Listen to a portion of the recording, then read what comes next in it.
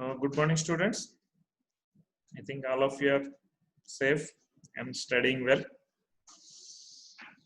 I think if this corona pandemic is not there, you would have finished your first internal assessment by this time. And even we are planning to conduct an online assessment for you. I'll let you know in a few days. Okay. Coming to our topic today is deviated nasal septum. The septal disorders and deviated nasal septum. Okay, it's very important in practical point of view because out of every 1 in 2 students will get this deviated nasal septum in your practice, either a short or long case. Okay. I already explained about this nasal septum, the anatomy of the nose. Just for brush up, I'm telling this normal septum anatomy. The nasal septum is divided into, first one is columnar septum, followed by membranous septum, followed by septum proper. Okay, this septum proper, columnar septum is formed by medial curve of both sides and formed fibrous tissue and skin. Next to columnar septum is membranous septum. Membranous septum has no bone and cartilage, only this skin part is there. Okay, followed by a septum proper. This is important. Septum proper is formed by the quadrangular cartilage anteriorly and perpendicular plate of ethmoid, and this posteriormost part is vomer. Okay, quadrilateral cartilage, septal cartilage, quadrilateral cartilage, septal cartilage, perpendicular plate of ethmoid and vomer. Okay, and little bit formed by this, I told already, this nasal crest, anterior nasal crest of maxilla and palatine crest of maxilla. Okay, coming to the etiology. Etiology of deviated nasal septum. The trauma is the most common cause of this deviated nasal septum, mainly blow from the lateral side. Okay, and developmental, what are the developmental causes of DNS are both birth molding theory.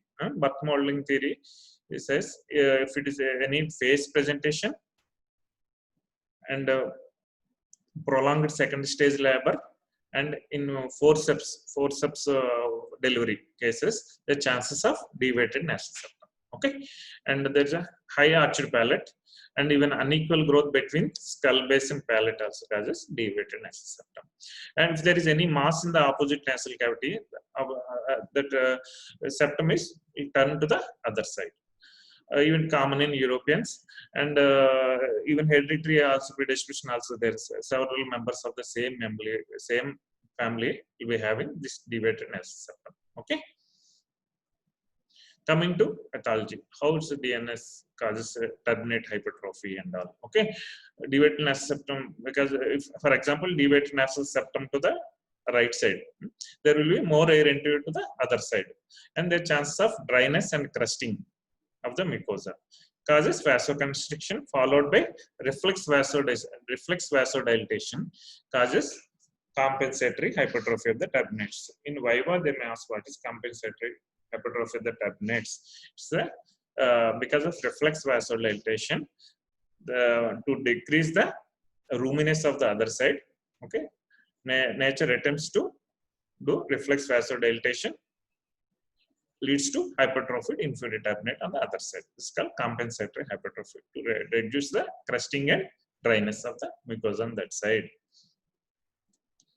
The types, many classifications are there. Anterior caudal dislocation, C-shaped deformity, S-shaped septal spur, thickening, impacted septum. I show you diagrams. See, this is a caudal dislocation. You can see here.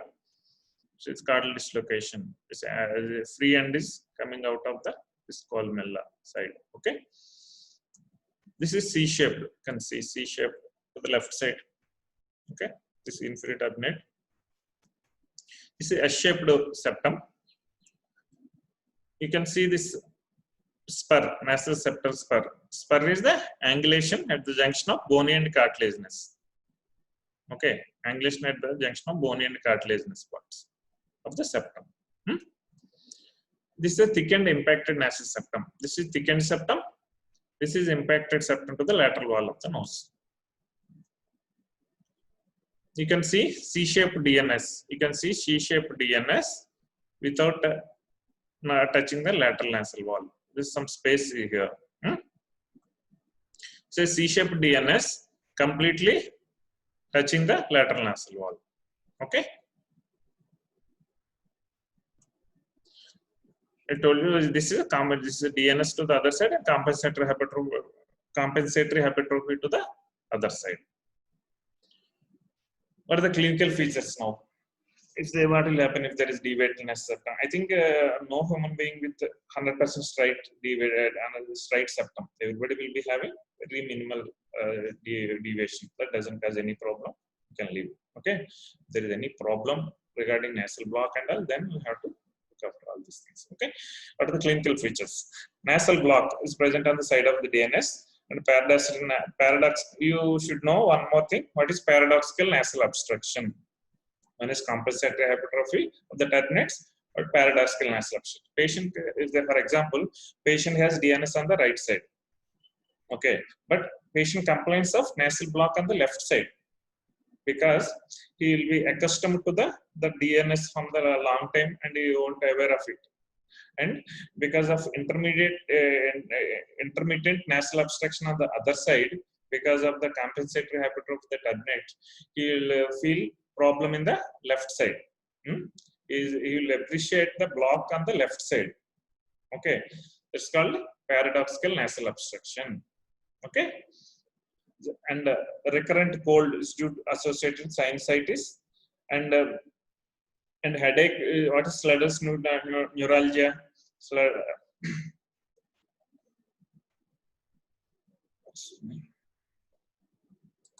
What is Sluder's neuralgia? Because if there is a septum is contacts with the lateral nasal wall, it's called Sluder's neuralgia. It causes pain on the ethmoid region. Sluder's neuralgia.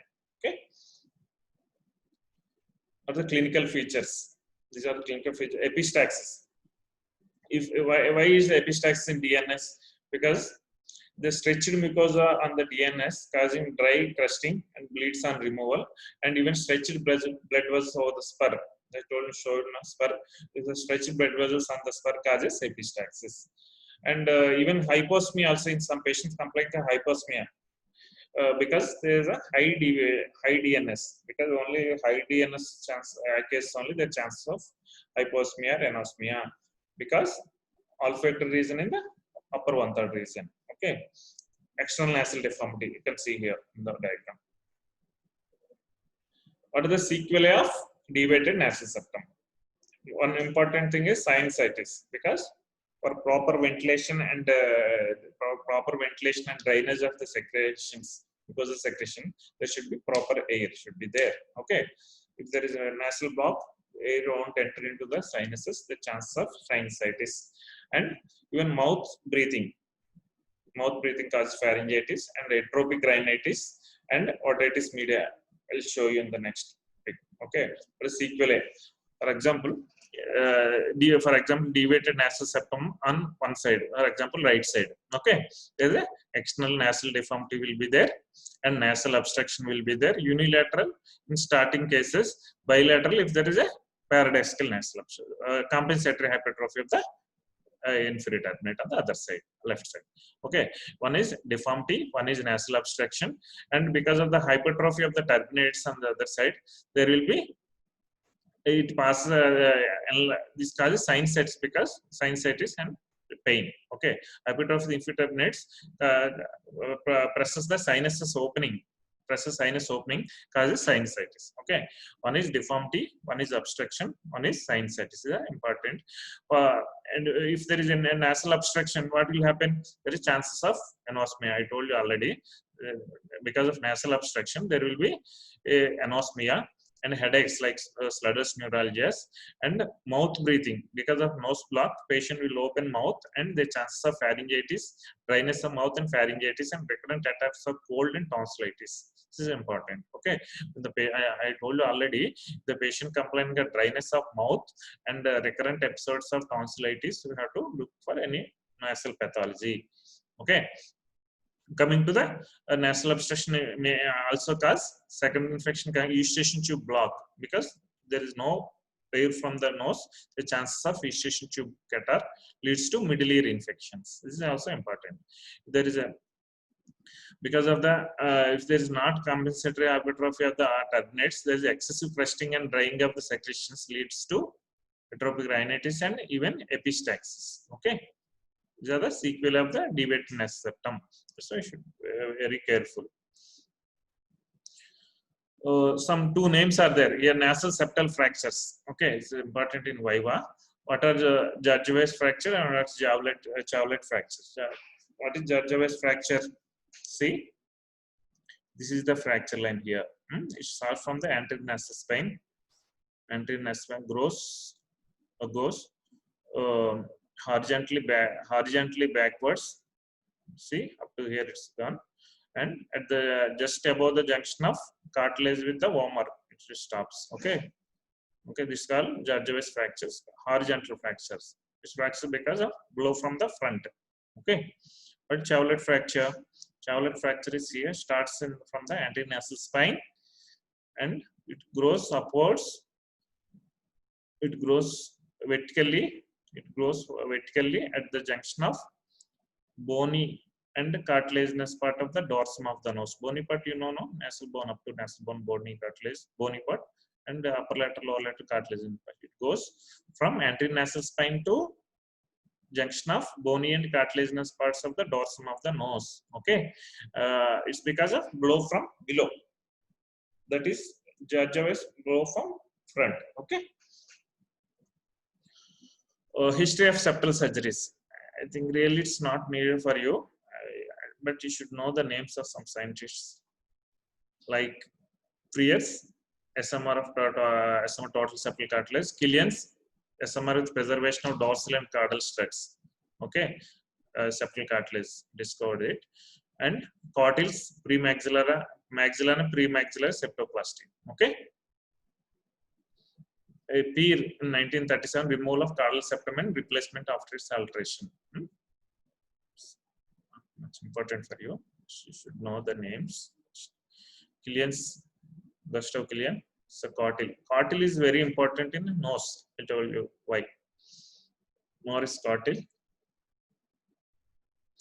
What are the indications of septal surgery? Okay. If there is a DNS, deviated nasal septum, because it causes nasal obstruction, sinusitis, headaches, and epistaxis, we have to do a septal surgery. Along with rhinoplasty, we do the septoplasty. It's called septorhinoplasty. And even SMR, you'll elevate both sides. No? You can remove septal cartilage for any graft in the ear.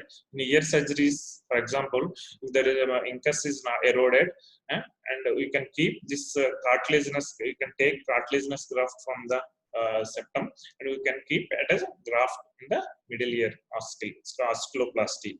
Okay, and even in transseptal surgeries like hypophysectomy and Vidian neurectomy. In this case also, we can do septal surgery.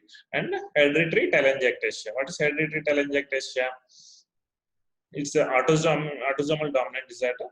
Here, the abnormal blood vessels in the skin and mucosa of the body. Okay, it causes any bleeding, severe bleeding and all. Okay.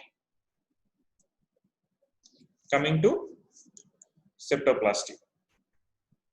How do you do the septoplasty?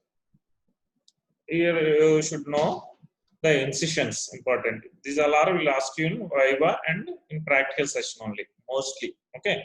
Free incision means at the free end of the septum. Okay, at the free end of the septum, mainly in the concave side, we'll give a incision. Anyway, I show you on surgical video in the last that is endoscopic septoplasty. What I'm showing these pics are conventional septoplasty and SMR. Okay, I'll tell the difference also later. This is a conventional septoplasty of Frears incision given at the free end of the nasal septum. Then what is Cotill's line? I want to ask one thing. What is Cotill's line? I told you Cotill is very important here. Cotill's line is drawn from frontal. See the frontal anterior nasal spine, frontal spine here, frontal spine to anterior nasal spine. Okay, deviations anterior to it can be treated by septoplasty only. If there is anterior deviation anterior to the Cotill's line, we have to do only septoplasty. Posterior to it by either SMR or septoplasty. What's Cotill's in Viva? They ask you what is Cotill's line, what's Cotill's areas, Cotill's test, and what's Cotill's classification of DNS. I told you already Cotill's line, and what are the Cotill's areas? I'll show you.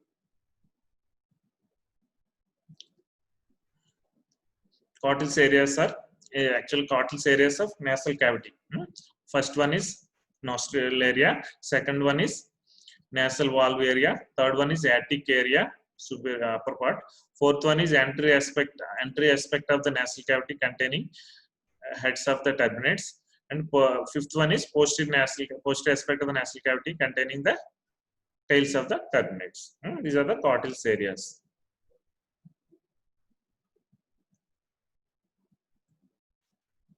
Cotill's line over Cotill's areas. You know Cotill's test.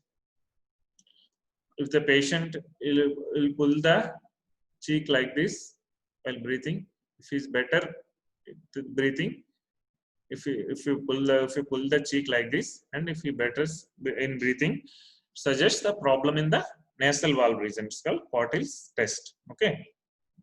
It's a Cotill's classification of DNS. I told you a lot of classifications are there, but you remember this Cotill's classification. Okay. What's the Cotill's classification of DNS? One is simple, and second one is obstructed, and third one is impacted. I told you most of the patient will be having is a simple DNS. No need to do anything for them. Okay, if they're not symptomatic. Very minimal deviation doesn't cause any obstruction. And second one is obstructed. Obstructed means the deviated nasal septum bent and almost touches the lateral nasal wall. Okay, but on putting some vasoconstrictors, the turbinates will shrink and there will be some space. Okay, then it's called obstructed. Impacted means even after applying vasoconstrictor, there won't be any space in the nasal cavity and the opposite nasal cavity. That's called impacted. You should know all this Cotill's classification of DNS. One is simple, obstructed, and impacted. Okay. The septoplasty, I told a free air incision followed by mucopericardial elevation on the, for example, right side. Mucopericardial will elevate the mucopericardium. Only on the concave side will elevate mucopericardium. Okay, we will elevate the mucopericardium. Okay, see here, we elevate the mucopericardium. What are the anterior inferior tunnels? Okay, the mucopericardium will elevating. Inferior tunnel is, this is the nasal crust is there, no? Nasal crust. We have to elevate the mucoperiosteum inferiorly also. We have to connect anterior and inferior tunnels. Like this. See the cartilage here and here the anterior nasal spine. This elevate the periosteum also and convert into single tunnel, anterior tunnel and inferior tunnel. You can see here. Okay, completely elevated anterior tunnel and inferior tunnel. Okay, and only here inferior cartilage strip only will remove. See, you won't remove complete cartilage in septoplasty. Okay, you'll only first thing you will do, what you do is you put an incision on the concave side, free end of the concave side, and elevate mucopericardium. Okay, and even elevate a mucoperiosteum also on the same side, and you'll elevate the mucoperiosteum on the floor and make an inferior tunnel and convert anterior and inferior tunnel into single tunnel. And at the bony cartilaginous junction, you'll just go through you'll break it and go to the other side and elevate mucoperiosteum on the other side. Okay, you will elevate mucopericardium, mucoperiasteum on the same side, and mucoperiasteum on the other side, but not mucopericardium on the other side. Okay, that's the difference between SMR and septoplasty. In SMR, you will elevate both sides, mucopericardium and mucoperiasteum. But here in the septoplasty, you will elevate mucopericardium on the same side, mucoperiasteum on the same side, mucoperiasteum on the other side also, but not mucopericardium on the other side. Okay. See, only the inferior strip only will remove. Septoplasty. You can't remove complete because you want to elevate the mucopericardium on the other side. Okay. You can remove the inferior strip. Okay, I told dislocation of bony cartilage injection going to the other side. Mucoperiasteal elevation on the other side, both sides. Okay, this side is not mucopericardium on the other side is not elevated. Mucoperiasteum is elevated on the other side. Mucoperiasteum elevated on the other side. Mucopericardium elevated on the same side. Okay. You can remove cartilage, inferior strip, and bony part you can remove. Why I told you to keep incision on the concave side? Because mucopericardium is elevated and the concavity of the cartilage is like this. If you put any crisscross incisions like this, crisscross incision, to decrease the tensile strength of the cartilage, it becomes like little bit straight like this. Okay. If it is concave cartilage, if you put a crisscross incision, okay, it will decrease its tensile strength and it will become a little bit straight like this. Okay. Yes, same thing. And putting the anterior nasal packing. All this outer nasal packing. Submucous, that is about septoplasty. Coming to submucous resection of the nasal septum. Okay, where septoplasty you put Frias incision at the free end of the nasal septum. Killian's incision is 1.25 centimeters from the nasal vestibule at the mucocutaneous junction. Okay, that's called Killian's incision. Okay, Killian's incision mostly put on the convex side. Mucopericardium elevation on the, for example, on the right side, cutting the cartilage and elevation of the opposite side. Here, for example, anyway showing in video, this is the cartilage, put an incision on the convex side, elevate the mucopericardium, mucoperiasteum. Okay, 1.7 centimeters at the mucocutaneous junction, we put an incision and will elevate the mucopericardium on the same side, mucoperiasteum on the same side. Okay, then you will go to the other side. How you go to the other side in septoplasty? Better to go by at the bony and cartilaginous junction. But here, put a small incision over the cartilage only, and go to the other side and elevate the mucopericardium on the other side, mucoperiasteum on the other side. Here, complete all mucopericardium both sides, mucoperiasteum both sides are elevated. That's the difference. See.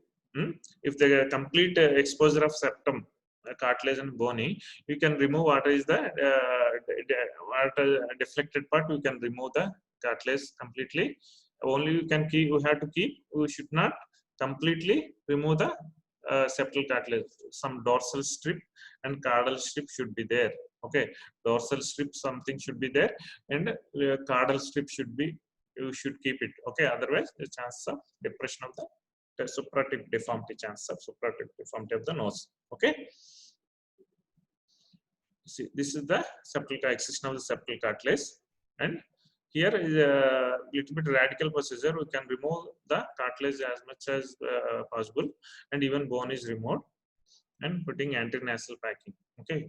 Now I told you already the differences. So radical surgery is SMR, and conservative is septoplasty.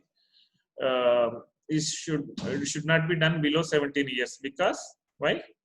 Because it affects some growth centers. Up to 17 years, some growth centers will be there now that will get affected. Okay, that's why better not to do SMR in children below 17 years.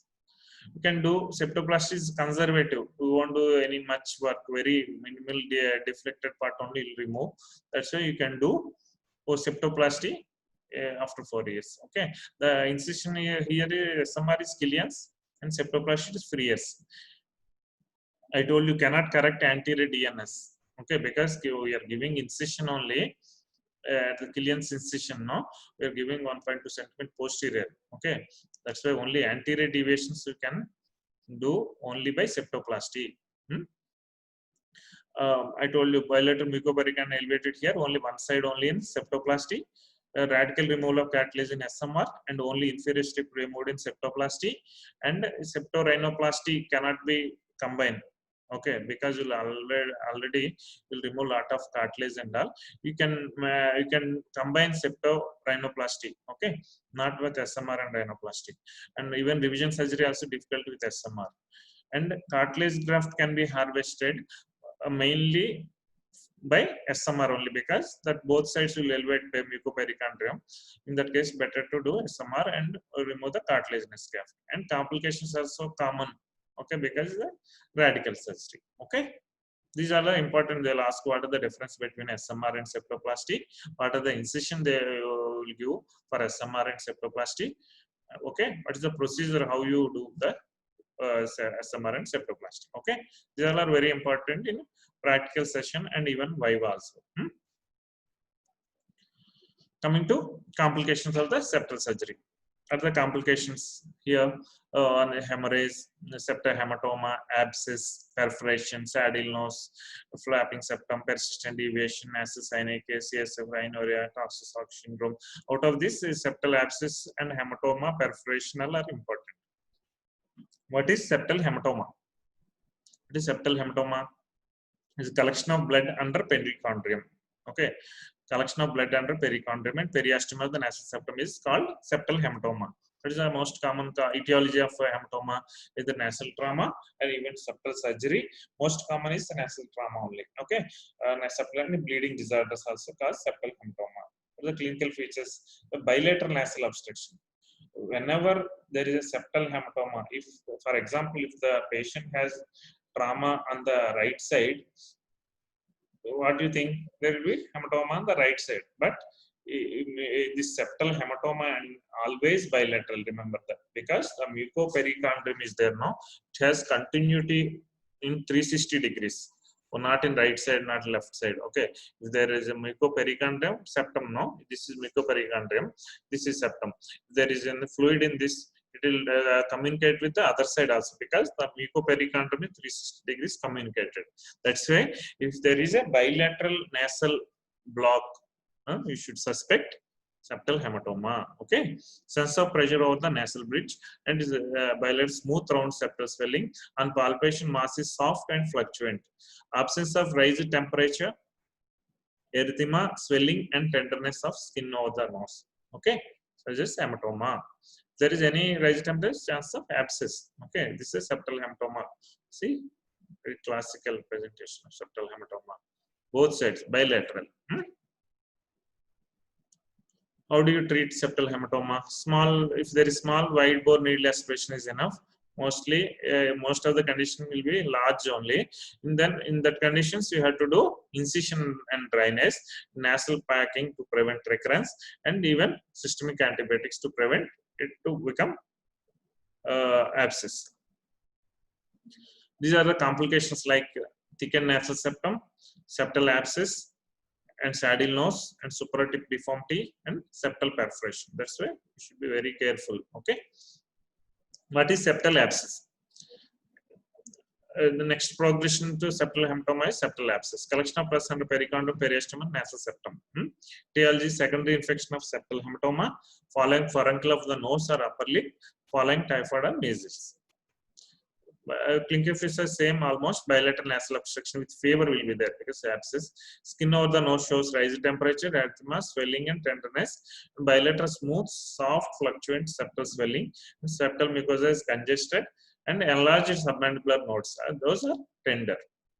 See, here the septal abscess you can see. So septal abscess scan showing. The treatment: abscess drained should be drained immediately. Incision made on the most dependent part. Pus and necrosed cartilage should be removed, and nasal packing done, and systemic antibiotic for 10 days. Complications are same: necrosis of the septal cartilage, saddle nose, supratic deformity, septal perforation, meningitis, and even cavernous sinus thrombosis. This is saddle nose. You can see the synechia here. What is synechia? Synechia means connections between septum and turbinates. Most probable, most possible condition is after septoplasty. Okay, most common cause is after surgery. What is perforated nasal septum? This is nasal septal perforation. What are the causes of nasal septal perforation? This is trauma. Either because septal surgery and nose picking or septal arterial augmentation, and infections like septal abscess, nasal irritants like snuff and cocaine, and foreign bodies like rhinolith, nasal myiasis, and granulomatous conditions like TB, leprosy, syphilis, vagus, and even malignancy is the most common cause of this septal perforation. Here I want to tell one thing important for your entrance examination. Which condition causes only bony part of the septal perforation? Bony part of the septal perforation. Which condition causes cartilaginous part of the septal perforation? Anybody? Bony part of the septal perforation because of syphilis. This is a very important question. And cartilaginous part by the TB and even leprosy. Complete septal perforation can be possible because of a vagus. Okay. Clinical features. What are the clinical features of septal perforation? If it is small, there will be a small whistling sound during respiration. If it is a large perforation, the chances of nasal crusting, nasal obstruction, epistaxis, crust removal. These are the main clinical features of the perforated nasal. You can see here septal perforation. This is septum, the perforation, nasal perforation. You can see here the crusting here. How do you treat? Treat the cause of septal perforation first thing. Then douching, ankle nasal douching. For a small perforation, you can close by mucosal advancement flaps. But surgery is not that much. Results of surgery is not good actually in this septal perforation case. Large perforations are elastic obturator. You can use. Results of surgery are poor. It's a nasal mucosal flaps. You can use sublabial flaps. This is an obturator. You can use it. It's a better thing. That is regarding this deviated nasal septum. I want to show some video of endoscopic septoplasty. Okay.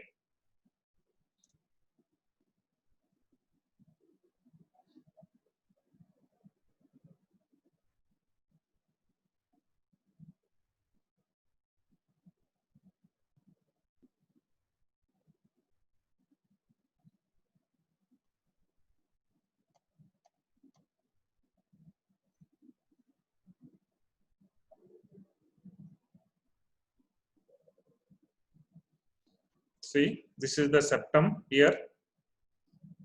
This is the spur. You can see the spur here. You can see the spur almost touching the lateral nasal wall, making incision, Killian's incision, and elevating the mucopericardial flap. Okay, so it will be endoscopic septoplasty, and elevating the mucoperiosteal flap on the same side. Okay, up to the floor we have to elevate. See the spur here.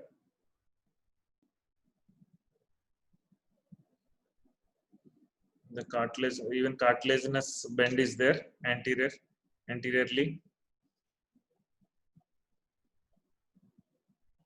To elevate it up to the floor.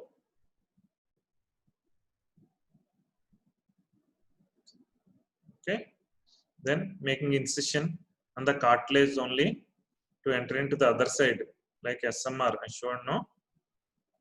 Enter into the other side, making incision over the cartilage, elevating the mucoperichondrium on the other side. Okay, elevating the mucoperichondrium on the other side.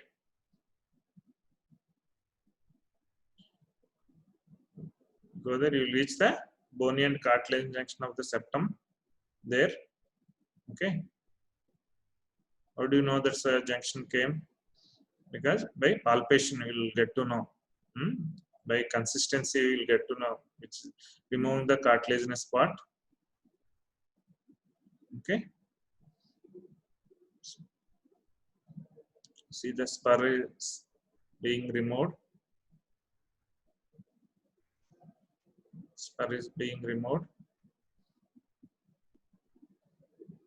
The floor cartilage also being removed.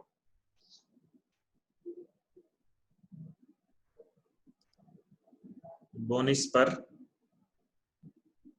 Little bit of spur is still there. The chances of septal perforation will be there. Okay.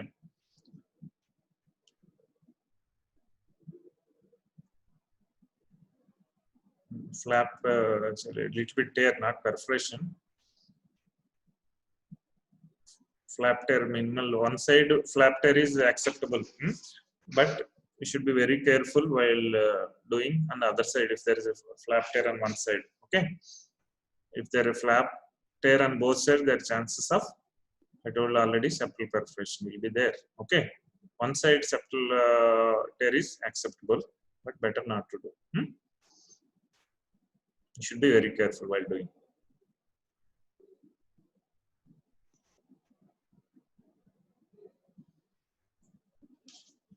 That's only the complete part you are not supposed to remove. Only dorsal part and dorsal strip and caudal strip we have to keep intact.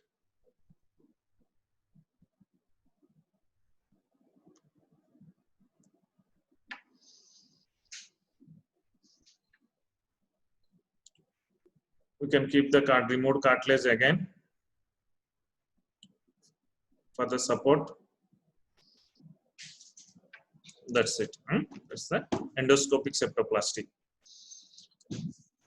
That's the endoscopic septoplasty. The advantage of endoscopic septoplasty, you can see each nook and corner of inside.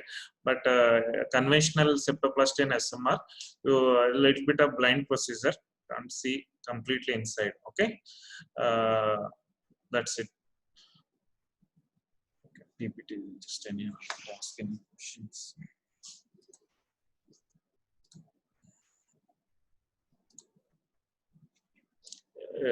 Have any doubts, please let me know. It's because it's very important practically.